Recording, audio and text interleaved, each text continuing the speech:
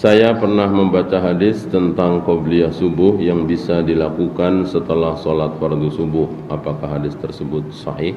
Iya, bukan cuman qobliyah subuh. Qobliyah subuh, sholat tahajud, qobliyah zuhur, apapun ibadah sunat yang tidak wajib. Kok ketinggalan, bahkan termasuk ibadah wajib ya. Kok karena satu dan lain hal tidak bisa kita lakukan? Datang ke masjid sudah qomat, tentu nggak ada waktu bagi kita untuk qobliyah subuh, maka boleh kita lakukan setelah sholat subuh, atau lebih baik dilakukan setelah matahari terbit. Ya, datang ke masjid sudah qomat sholat duhur, kita nggak sempat qobliyah duhur, boleh dilakukan setelah ba'diyah.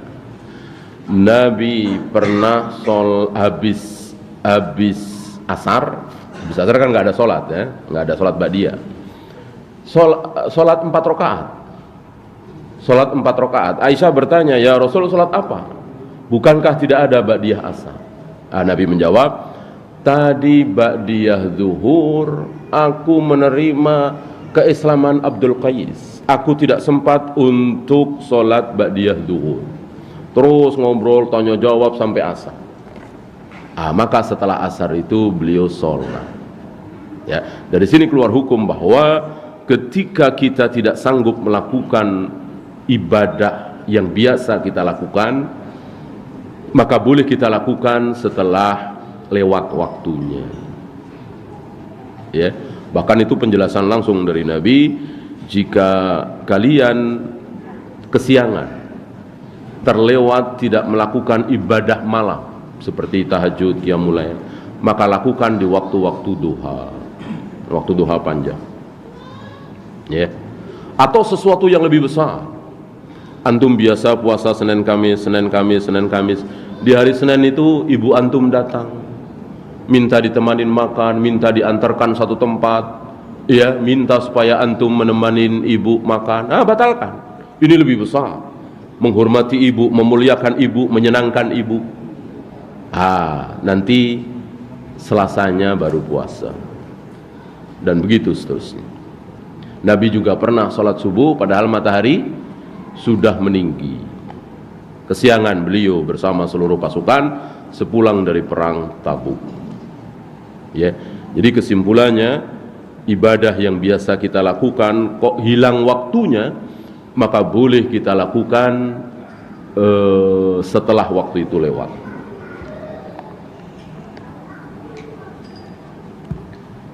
Ana paham kalau pekerjaan ibu rumah tangga itu ibadah dan surga seorang istri ada di suami. Namun kerap kali banyaknya pekerjaan rumah ana menjadi lelah.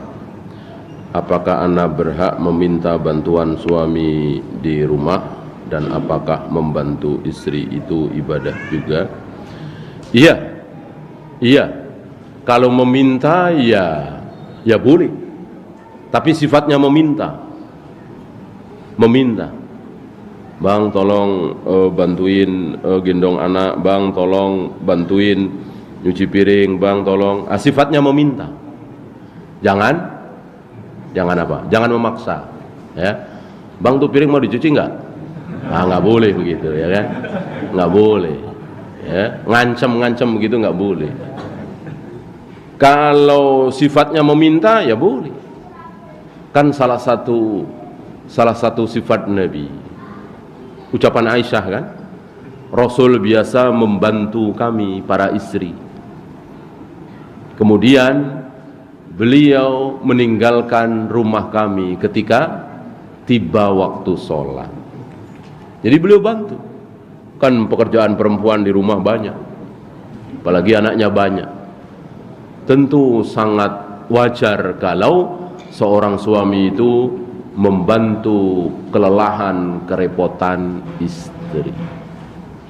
Ya, dan jelas itu bagian dari akhlak seorang laki-laki. Jangan kita kurang paham terhadap dalil. Misalnya dalil berhiasnya seorang istri untuk suami Apakah ini berlaku sebaliknya? Iya. Iya.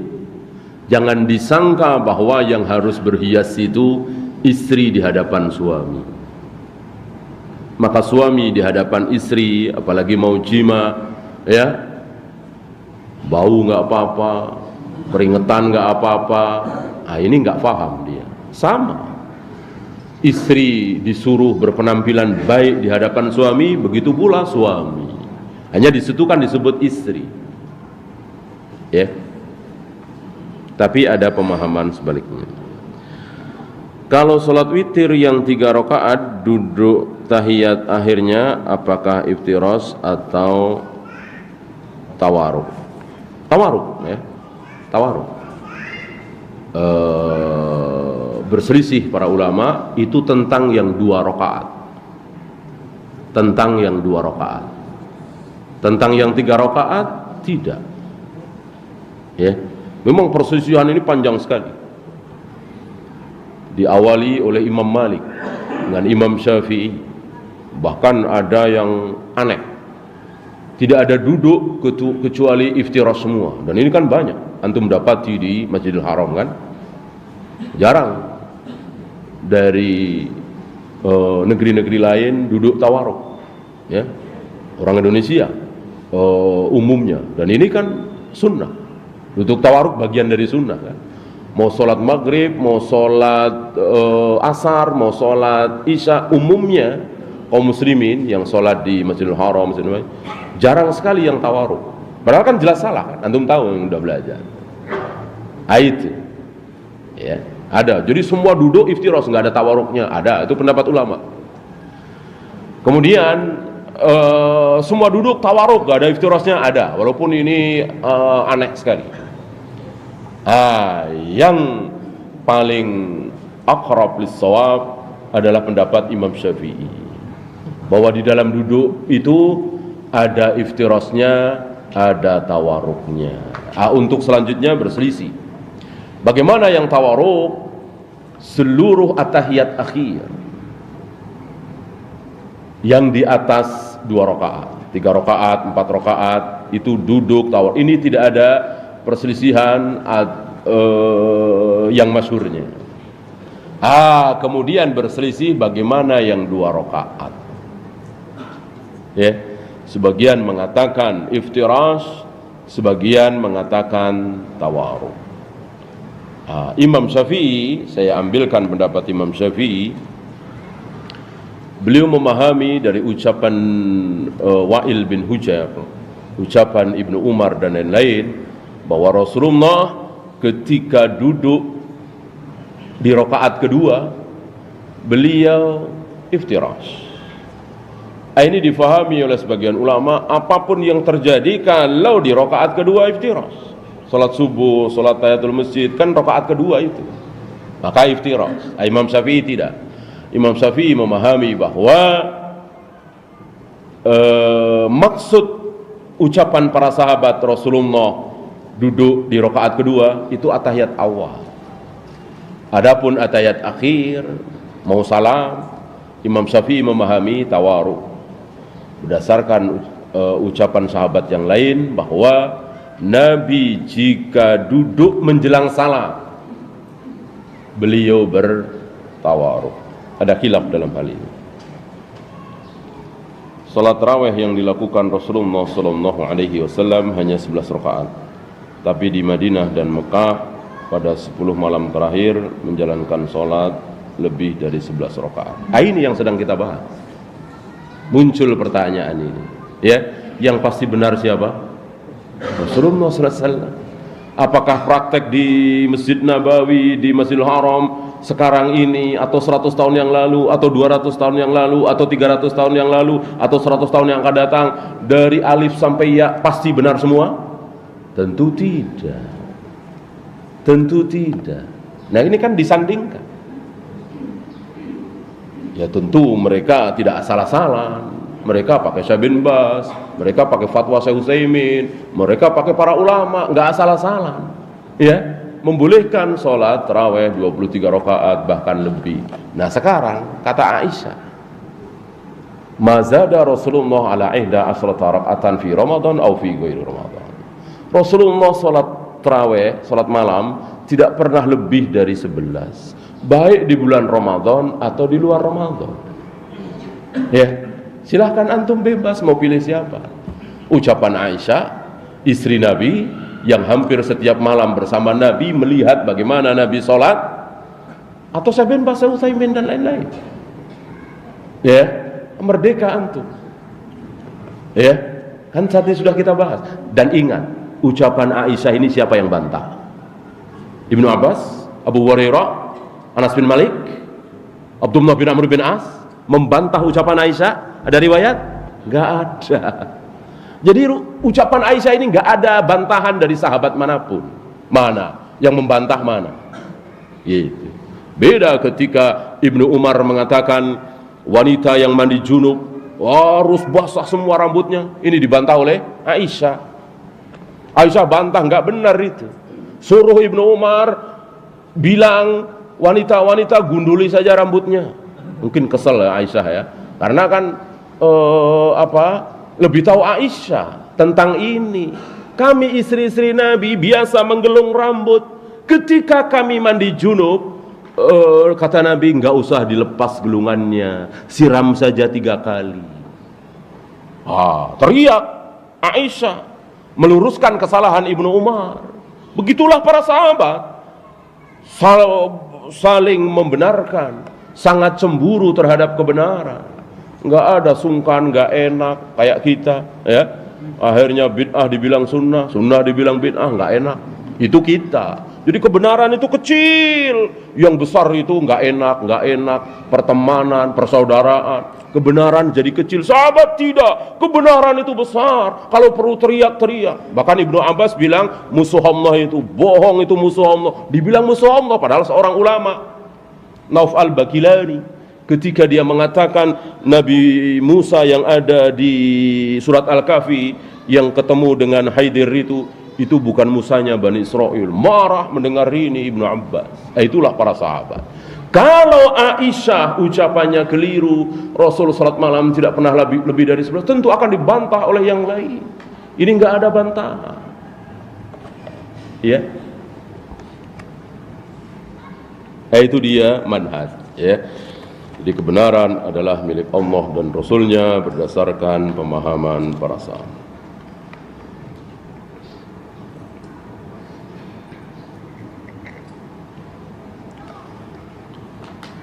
Apa arti kata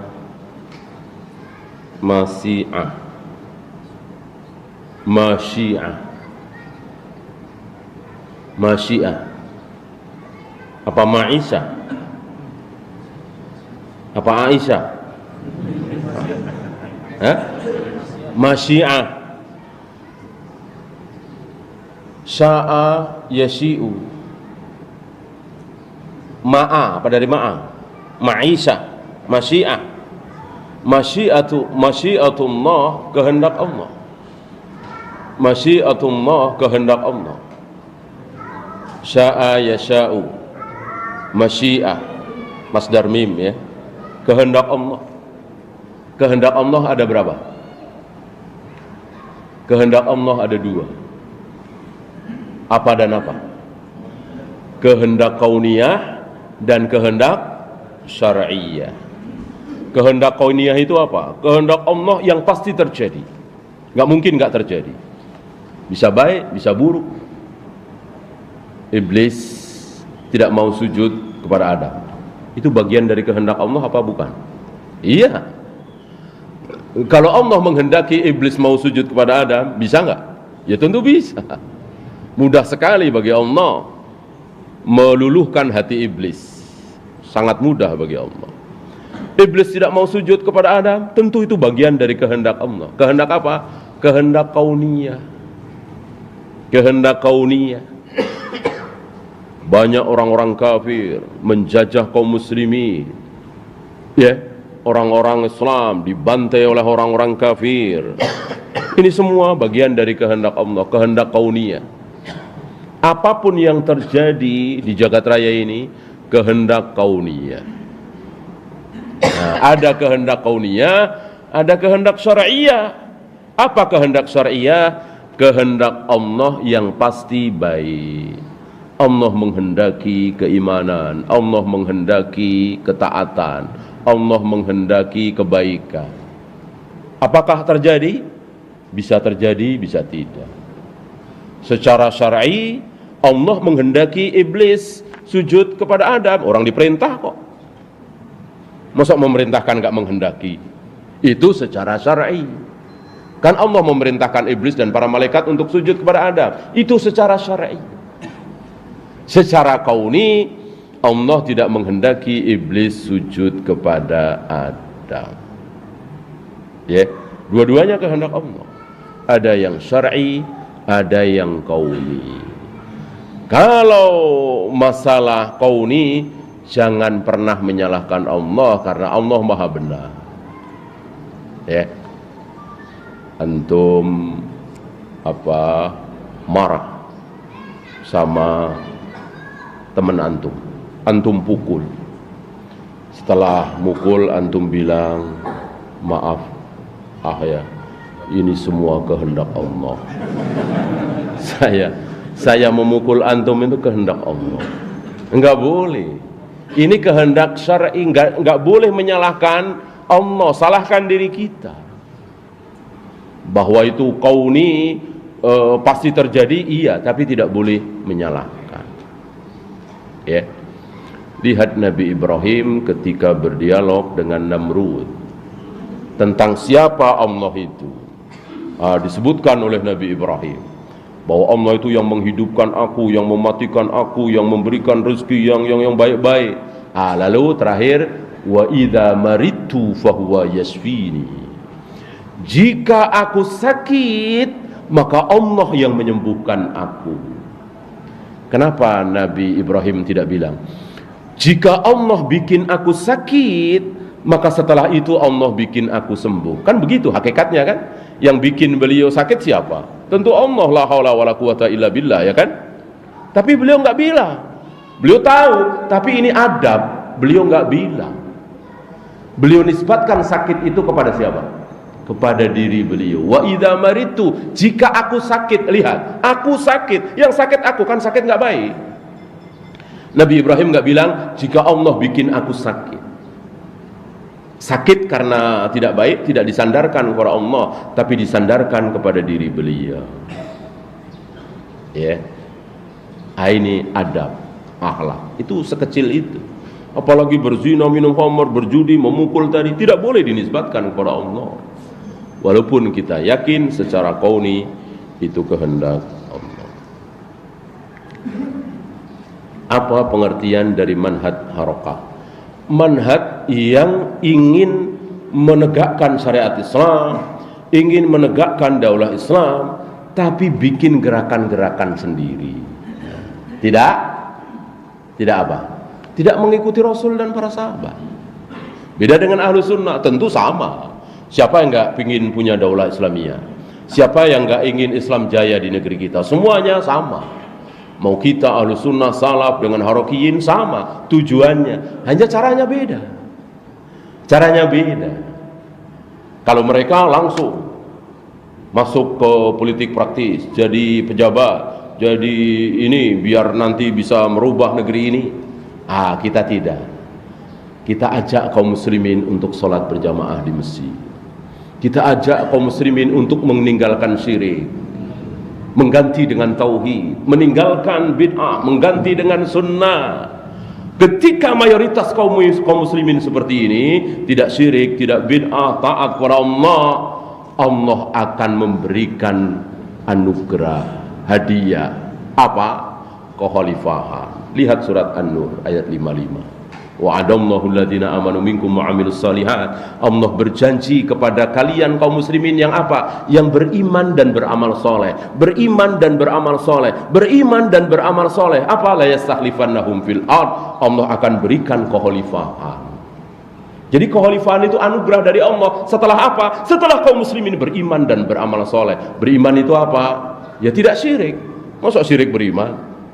Amal soleh itu apa? Ya tidak bid'ah. Masa bid'ah amal soleh? Ya, Nah, maka perangi dulu syirik dan bid'ah ini. Dengan memerangi syirik dan bid'ah akan tegak iman dan amal soleh. Iman dan amal soleh jauh dari maksiat. Allah ridho, lalu Allah berikan hadiah berupa kekuasaan, kekhalifahan. Begitu. Kalau harokah tidak. Syirik bid'ah biarkan saja. Yang penting kita masuk parlemen, masuk kabinet, bisa jadi pejabat dan seterusnya, merubah dari atas. Ya, kalau para nabi dan rasul merubah dari atas apa dari bawah? Dari bawah. Dari bawah. Antum pernah dengar riwayat Nabi Musa bilang sama Bani Israel, wahai Bani Israel, kita gulingkan kekuasaan Fir'aun. Mari kita gulingkan, kita ganti kekuasaan kita kaum muslimin. Nggak ada. Tapi yang dilakukan oleh Nabi Musa apa? Memperbaiki akhlak Bani Israel, manhaj Bani Israel, akidahnya Bani Israel. Itu pun kan sulit sekali. Bani Israel luar biasa. Maka nggak kena, nggak dapat. Akhirnya ya jadi begitulah Bani Israel, bangsa kera dan babi. Padahal di bawah asuhan pimpinan Nabi Musa, Nabi Yusha bin Nun, Nabi Yahya Zakaria. Ini menunjukkan bahwa percuma pemimpin baik kalau rakyatnya tidak baik. Jadi rakyatnya dulu, nanti pemimpinnya akan jadi baik. Ya secara gampang saja urusan dunia. Saya kira antum bisa jawab. Yang bikin Jepang maju, ini urusan dunia ya. Perdana Menteri Jepang apa rakyatnya kira-kira? Rakyatnya. Rakyatnya pinter-pinter, banting tulang, mau ngantri, rajin baca, rakyatnya. Perdana Menterinya siapa? Nggak terlalu besar pengaruhnya. Yang penting rakyatnya, kan begitu. Ya. Kan Allah bilang innallaha la yughayyiru ma biqaumin hatta yughayyiru ma bi anfusihim. Allah tidak akan merubah nasib satu bangsa, satu kaum kecuali bangsa itu merubah siapa? Diri mereka sendiri. Enggak disebut bangsa itu merubah pemimpinnya, mengganti presidennya, perdana menterinya, tidak, merubah bangsanya.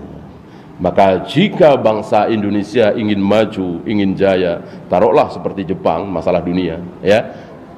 Jangan presidennya yang diganti. Siapa? Rakyatnya ganti.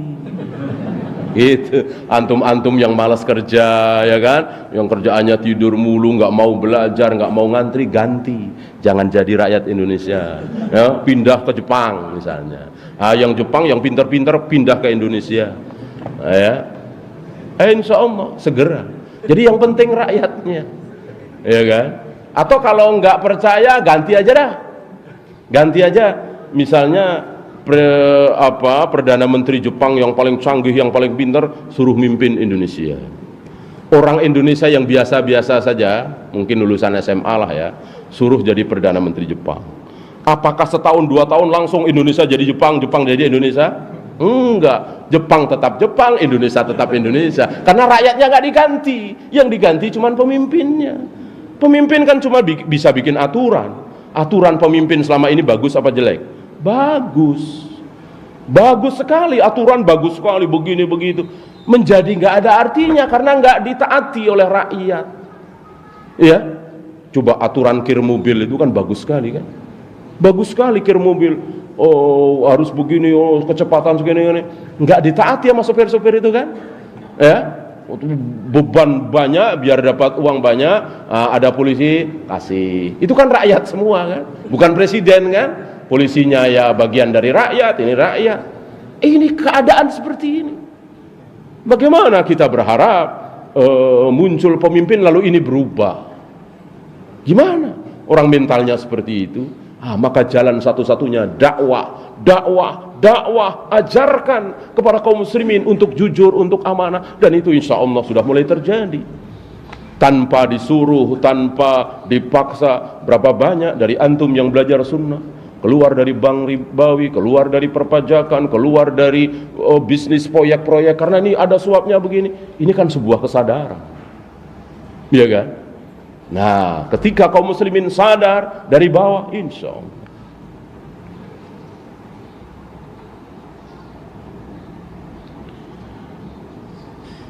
Bagaimana tentang masalah qadha salat? Bukankah tentang salat waktu yang sudah ditentukan. Iya, pada awalnya kitaban mauquta. Tapi yang paling tahu tentang ayat itu siapa? Ini dia. Ya. Inna sholata kanat 'alal mu'minina kitaban mauquta. Salat itu sudah ditentukan waktunya, enggak boleh berubah-ubah. Yang paling tahu tentang ayat itu siapa? Tentu Rasulullah, kemudian para sahabat, ya kan? Masuk kita lebih tahu dari Rasul dan para sahabat. Nah, praktek Rasul dan para sahabat, salat ba'diyah zuhur habis asar, salat qobliyah subuh setelah matahari terbit, bahkan salat subuh setelah matahari terbit. Karena ada sesuatu keluar dari hukum asar. Ya. Kan Nabi yang paling paham. Wallahu a'lam. Habis? Kalau habis kita akhiri, mudah-mudahan bermanfaat. Yang benar dari Allah, yang salah dari saya. Kita tutup. Subhanakallahumma bihamdika asyhadu an la ilaha illa anta astaghfiruka wa atubu ilaik. Assalamualaikum warahmatullahi wabarakatuh.